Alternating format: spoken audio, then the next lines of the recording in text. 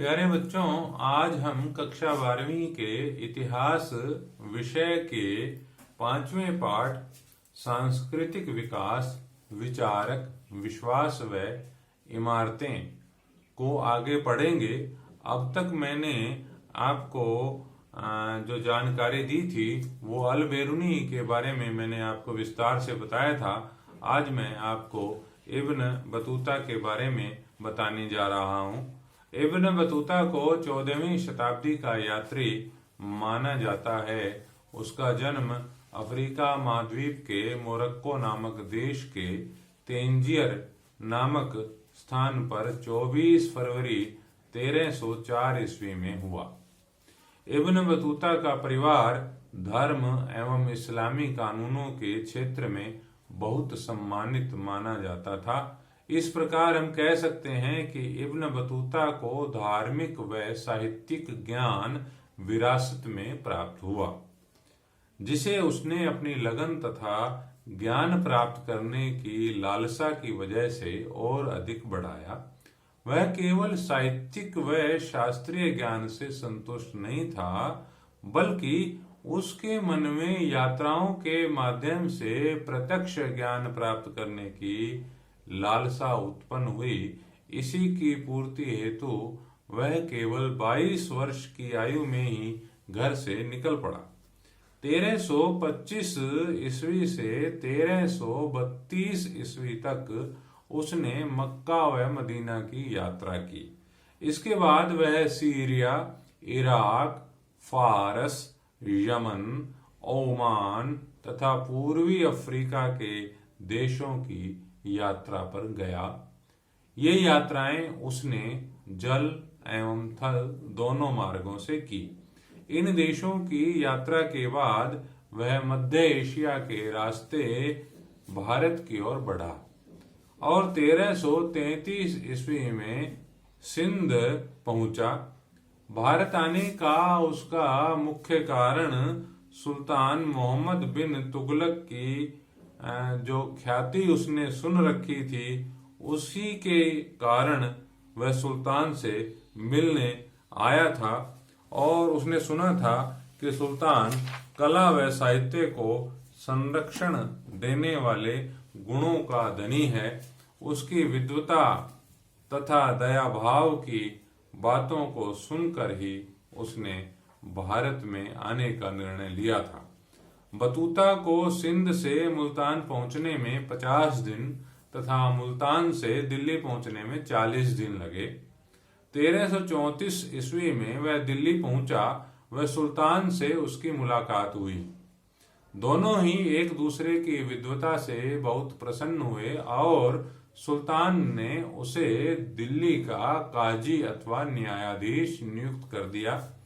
8 वर्षों तक Ibn Battuta Delhi में काजी के पद पर कार्य करता रहा, लेकिन इसी दौरान किसी बात को लेकर सुल्तान से उसका मतभेद हो गया और सुल्तान ने नाराज होकर उसे जेल में डाल दिया। लेकिन कुछ ही समय बाद सुल्तान ने उसे माफ कर दिया और उसे फिर से शाही सेवा में ले लिया। अब की बार सुल्तान ने उसे चीन यात्रा का आदेश दिया। उसे कहा गया कि वह भारत के सुल्तान का दूत बनकर चीन जाए। तो इब्न बतूता ने सुल्तान के इस आदेश पर 1342 ईस्वी में चीन की ओर प्रस्थान किया। चीन जाने के लिए बतूता मालाबार के रास्ते मालद्वीप पहुंचा तथा वहां 18 महीनों तक वह काजी के पद पर कार्य करता रहा। मालद्वीप से वह श्रीलंका गया तथा फिर मालाबार लौट आया तथा वहां से एक बार फिर उसने चीन जाने का फैसला किया। इस बार वह बंगाल की खाड़ी से होकर बंगाल व असम में कुछ समय बिताकर सुमात्रा होता हुआ चीनी बंदरगाह जायतुन, जिसका आजकल नाम है क्वांझू, वहां पहुंचा। उसने चीन के विभिन्न स्थानों की यात्रा की तथा बीजिंग में चीन के मंगोल शासक को मोहम्मद तुगलक का पत्र भी सौंपा। शासक ने उसे दूत के रूप में स्वीकार किया, लेकिन इब्न बतूता अधिक समय तक चीन में नहीं रुका। 1347 ईस्वी में इब्न बतूता ने अपने वतन की वापसी के लिए यात्रा आरंभ की। 8 नवंबर 1349 को वह अपने जन्म स्थान तेंजियर सकुशल वापिस पहुंच गया। मोरक्को के शासक ने उससे अपने अनुभवों तथा विभिन्न स्थानों की जानकारी देने को कहा। शासक ने इब्न जुजाई नाम के एक लेखक को इब्न बतूता के वर्णनों को लिपिबद्ध करने का आदेश दिया। इस संकलन रूपी पुस्तक को रहला अथवा सफरनामा भी कहा जाता है। आइए अब देखते हैं कि कौन कौन से संस्मरणों के बारे में हमें जो है इब्न जुजाई द्वारा लिखित पुस्तक से जानकारी मिलती है। प्यारे बच्चों, इस विश्व यात्री ने लगभग 30 वर्षों तक विभिन्न महाद्वीपों की यात्राएं की। उस युग की यात्राएं कठिन, संकट भरी होती थी। जंगली जानवर होते थे, कहीं नदियां हैं, कहीं जंगल हैं, कहीं डाकू इत्यादि हैं, कहीं बीमारी लगने का डर है। इन सब संकटों से जूझता हुआ इब्न बतूता भारत आया था, या उसने विभिन्न देशों की यात्राएं की थी। कई बार तो उसने डाकुओं के आक्रमणों को भी झेला। मुल्तान से दिल्ली के रास्ते में उसके कारवां पर एक खतरनाक आक्रमण हुआ। इसमें कई उसके जो साथी यात्री थे वो मारे गए तथा वह स्वयं भी घायल हुआ तथा बड़ी मुश्किल से अपनी जान बचा पाया। पैदल यात्राएं उस समय पशुओं अथवा घोड़ों के माध्यम से होती थी, और उसमें उस समय आजकल की तरह से मोटर गाड़ियां तो उपलब्ध नहीं थी, इसलिए इन यात्राओं में बहुत अधिक समय लगता था। इब्न बतूता बताता है कि मुल्तान से दिल्ली तथा दिल्ली से दौलताबाद की यात्रा उसने 40 दिन में पूरी की। इसी तरह से वह आगे बताता है कि ग्वालियर से दिल्ली पहुंचने में उसे 10 दिन लगे। इब्न बतूता के संस्मरण बड़े रोचक एवं प्रभावी हैं।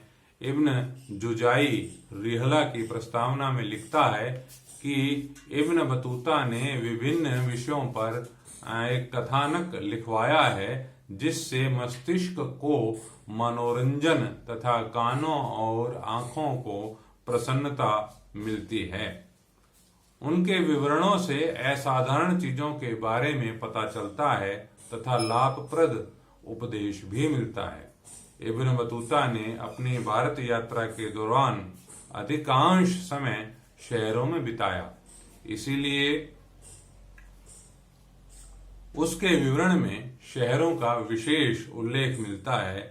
उसने सिंध, मुल्तान, लाहौर, दिल्ली, अजमेर, उज्जैन, काबुल, कंधार, दौलताबाद आदि शहरों में अधिक समय बिताया।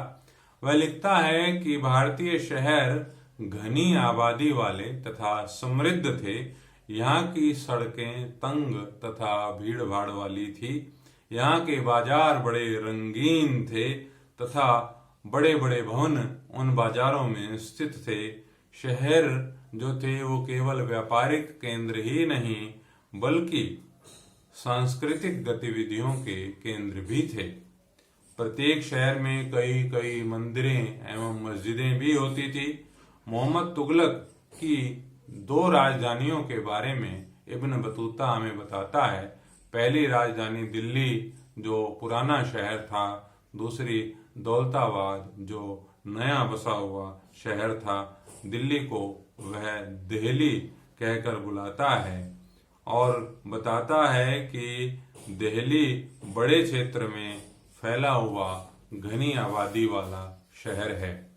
शहर के चारों ओर बनी प्राचीर अथवा सुरक्षा दीवार जो थी उस समय वह अतुलनीय है। दीवार की चौड़ाई 11 हाथ है।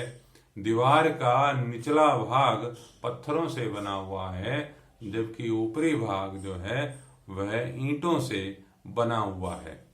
इस शहर में कुल 28 द्वार हैं जिन्हें दरवाजा कहा जाता है। इनमें सबसे विशाल बदायूं दरवाजा है। मांडवी दरवाजे के अंदर अनाज मंडी है तथा गुल दरवाजे के अंदर अनाज मंडी है।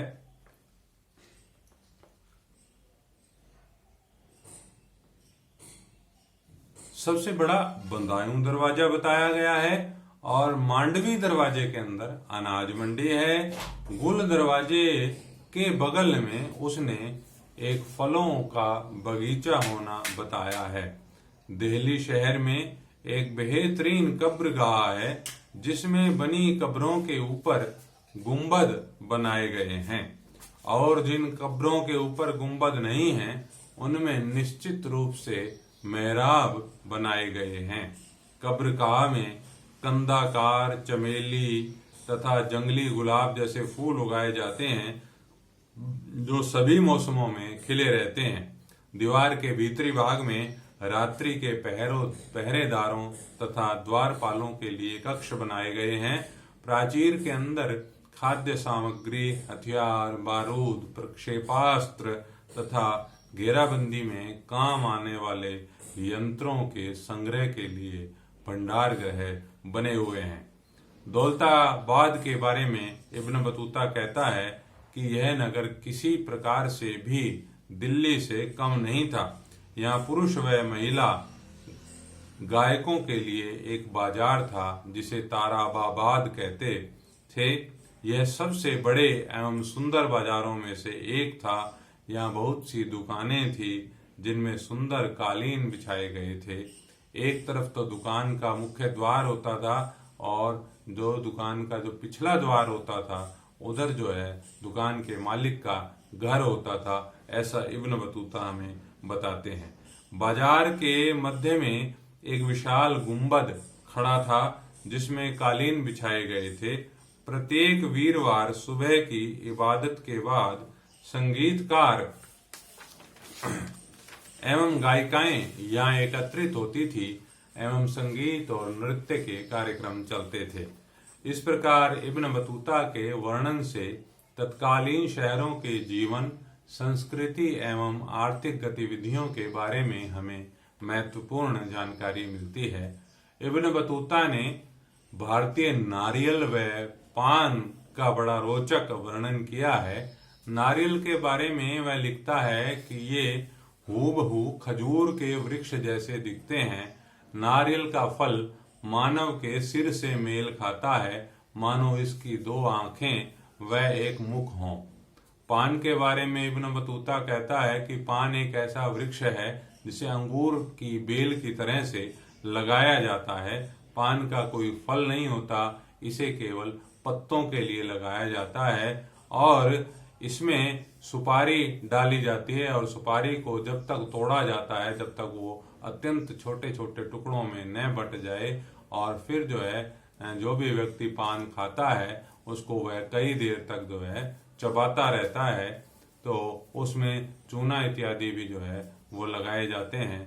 इब्न बतूता ने दास प्रथा के बारे में भी बताया है। वह कहता है कि दासों की खरीद फरोख्त बाजारों में बिल्कुल वैसे ही होती थी जैसे दैनिक उपभोग की अन्य वस्तुएं।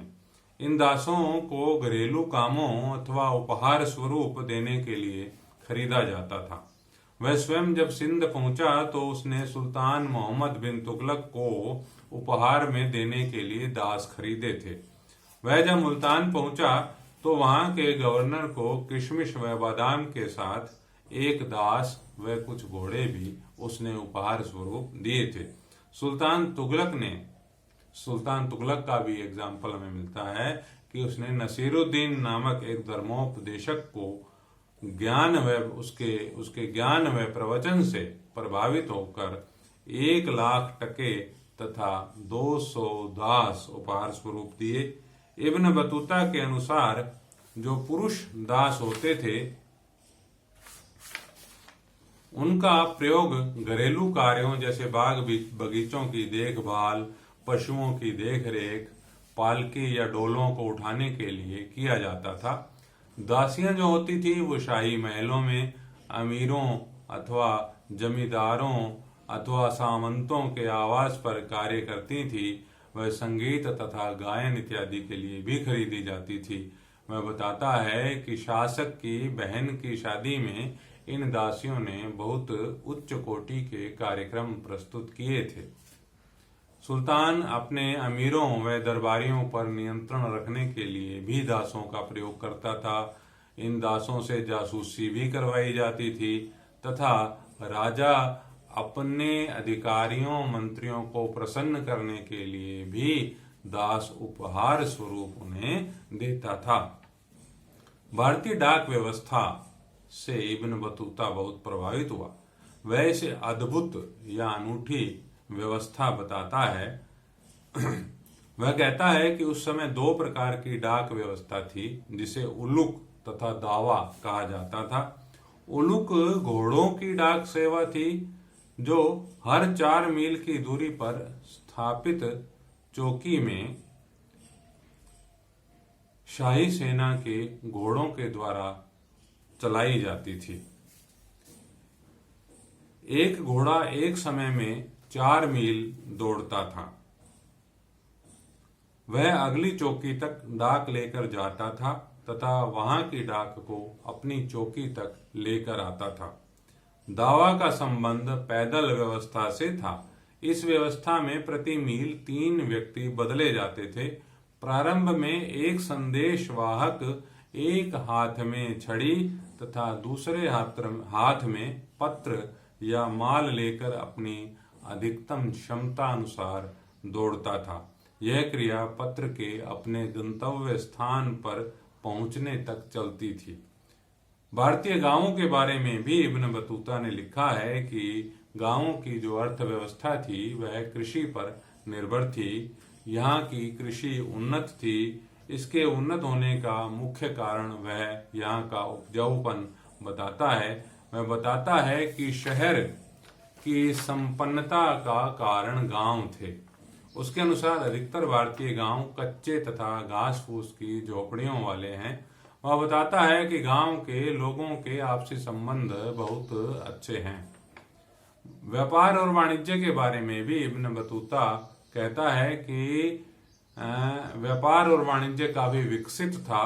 मध्य पश्चिमी एशिया व दक्षिणी पूर्वी एशिया के साथ भारत लगभग प्रत्येक चीज का व्यापार करता था।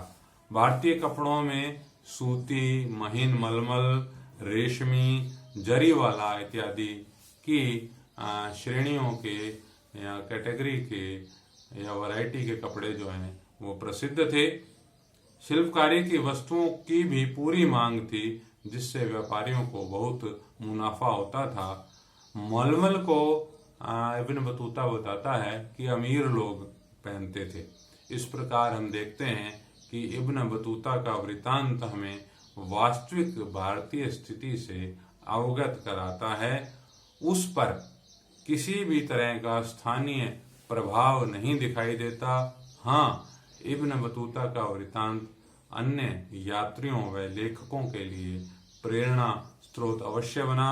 समरकंद का अब्दुल रज्जाक, महमूद अली बल्खी तथा शेख अली हाजिन जैसे यात्रियों अथवा लेखकों के लिए इब्न बतूता का विवरण पथ प्रदर्शक तथा प्रेरणा स्रोत था। धन्यवाद।